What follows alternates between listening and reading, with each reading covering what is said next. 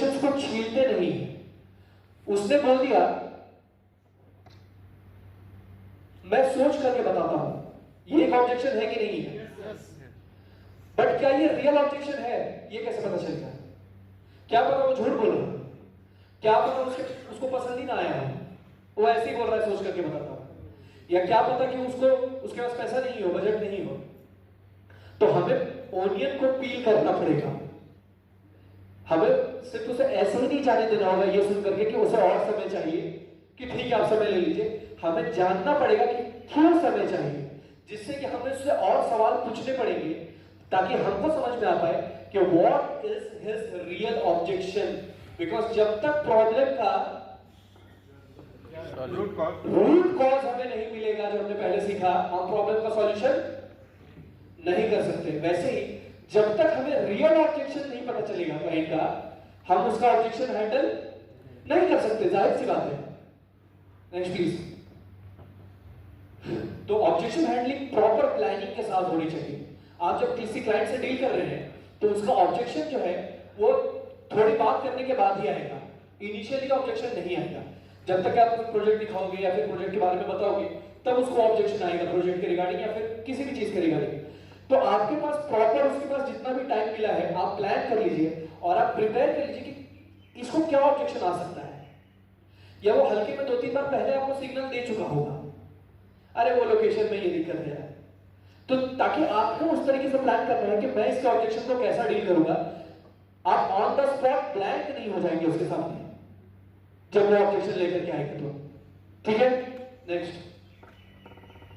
वही प्रिपरेशन बहुत सी जरूरत है। Next methods of objection handling, ये बहुत इंपॉर्टेंट है, ये आप नोट डाउन कर लीजिए। जो पहला स्टेप है ऑब्जेक्शन हैंडल करने का, हम अक्सर क्या करते हैं, जैसे ही ऑब्जेक्शन आया हम ऑब्जेक्शन से भागने लगते हैं।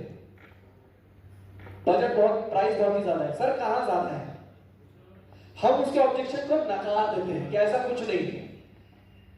लोकेशन में पानी की दिक्कत है, कहां दिक्कत है सर, किसने कह दिया, गलत तरीका है। ये नौसिखिए करते हैं जो अनप्रोफेशनल होते हैं।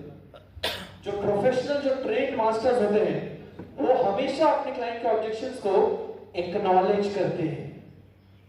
एक्नॉलेज करने का मतलब उसकी हां में हां मिलाते हैं। जिसे मैं मानता हूं कि इसका प्राइस थोड़ा सा ज्यादा है, जिसे मैं मानता हूं कि इसमें वाटर का इश्यूज था,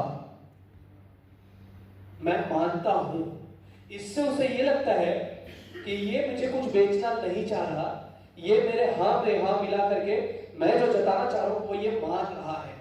he is a genuine person. सबसे पहली चीज, वो हमको अब बाकियों के नजरिए से नहीं देखता जैसा वो सबको दिखेगा, क्योंकि सब उसको यही कहेंगे, सब उसके ऑब्जेक्शन को नकारेंगे कि ऐसा नहीं होता। मैं आपको बता रहा, आप आइए एक बार मैं दिखाता हूं, पर कोई चुनिंदा ही लोग होंगे जो उसके हां में हां मिलेंगे, क्योंकि इसके लिए गट, इसके लिए हिम्मत चाहिए। हर कोई को एक्सेप्ट नहीं कर सकता, और इसलिए वो भी एक्नॉलेज करेगा, क्योंकि कहीं पर भी कुछ भी चीज परफेक्ट नहीं हो सकता। तो हम में परफेक्ट कैसे हो जाएगा, या प्रोजेक्ट में परफेक्ट कैसे हो जाएगा? कहीं तो कुछ ना कुछ तो लैक होगा जिसमें हम एग्री कर रहे हैं कि हाँ प्राइस ज्यादा है, हम एग्री कर रहे हैं कि वाटर का इश्यू था, हम एग्री कर रहे हैं कि आपको थोड़ा सा टाइम लगेगा पैसों को जुगाड़ करने के लिए, हम समझ रहे हैं सर आपकी दिक्कत, कोई दिक्कत नहीं है।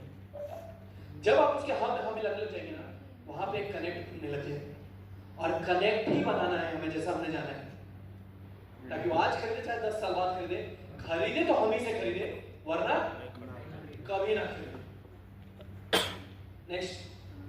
नेक्स्ट स्टेप जो है, providing relevant information and evidence. Sir आपका नाम बताइएगा। हिमांशु रंजन। हिमांशु रंजन जी ने ही शायद मुझे बताया था, या किसने बोला था उस टाइम पे, वो एक नहीं, हिमांशु रंजन जी नहीं, सर ने, मैंने बताया था। हाँ बताए। क्लाइंट का टेस्टिमोनियल न्यूज़पेपर का आर्टिकल जी एग्जैक्टली।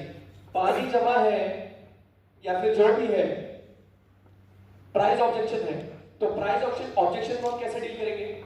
प्राइस ऑब्जेक्शन का डील कभी भी ऐसे डील नहीं करना है कि सर आज आपको महंगा लग रहा है, ये महंगा नहीं है।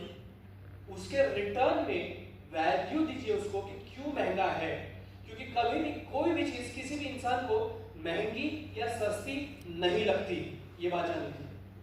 कैसे मैं बताऊं, आप बोलेंगे महंगा कैसे नहीं लगता, सस्ता कैसे नहीं लगता?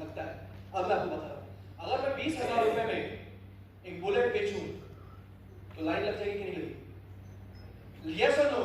नई बुलेट अगर बेचूं 70% और अगर मैं उसी 20,000 रुपए में एक ईयरफोन बेचूं तो वो लोगों को महंगी लगने लगेगी नहीं?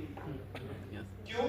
क्योंकि मार्केट में बुलेट का जो वैल्यू है वो लाखों में बना हुआ है और ईयरफोन का जो वैल्यू है वो हजारों में बना, कुछ 500, 1000, 2000 तक में बना हुआ है। तो वही चीज है कि हम अपना अगर वैल्यू कस्टमर के तक नहीं डिलीवर कर पा रहे हैं